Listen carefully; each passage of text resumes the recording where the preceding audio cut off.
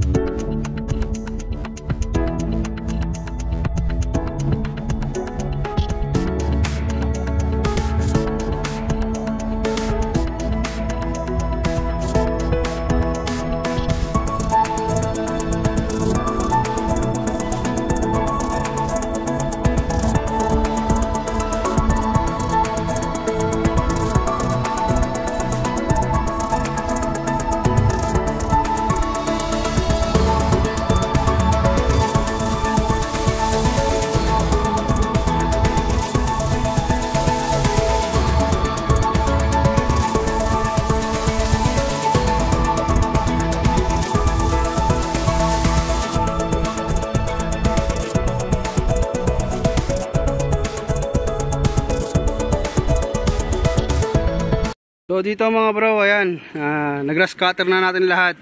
So naglabasan na yung mga basura. Ayan, makikita nyo. Ayan, dami oh. Pupulutin na natin ito lahat. Tapos itong, ayan, kanal to eh. Ayan, palilitawin natin yan. Tapos dyan, sa kanal na yan, ayan, tatanggalin natin mga basura dyan. So tara, sisimulan na natin. Let's go!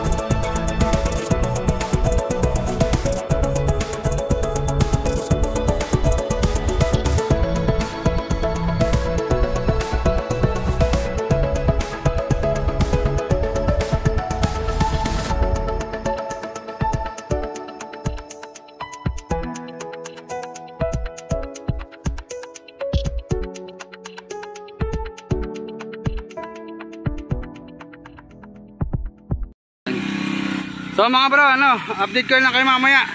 Kasi dito, after namin tong malinis at may lupa na, tataniman namin yan. Kasi may dala kaming dito, ayan, pananim mo. Duhat. So tara, update ko lang kayo mamaya. So dito nga mga bro, ayan, tulungan pa tayo ni Nanay magdamo. Ayan, maraming salamat Nay. Para sa gagaganda ng ating paligaran.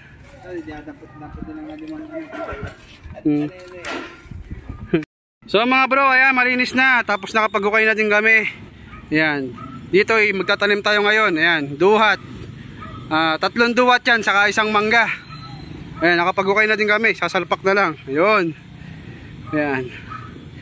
Tapos doon, kay Elmar, ayan, nililinis niya pa mabuti yung kanal na to kasi hindi pa naman kami tapos masyado dito. Kaya magtatanim muna kami. So papakita na namin sa inyo mamaya. Papabilisin ko na lang.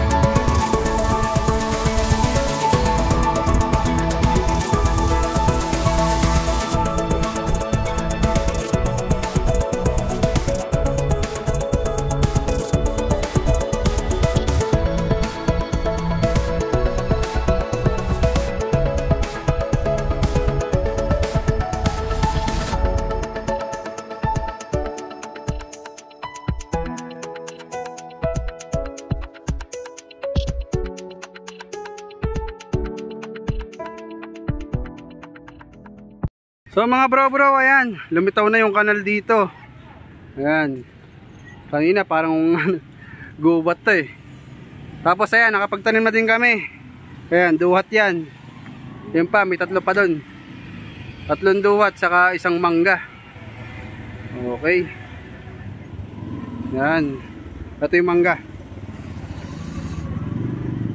So yan mga bro, maraming salamat nga pala sa lahat ng nanood at maabot hanggang dito. Sana supportahan nyo pa ang mga susunod naming misyon. Salamat!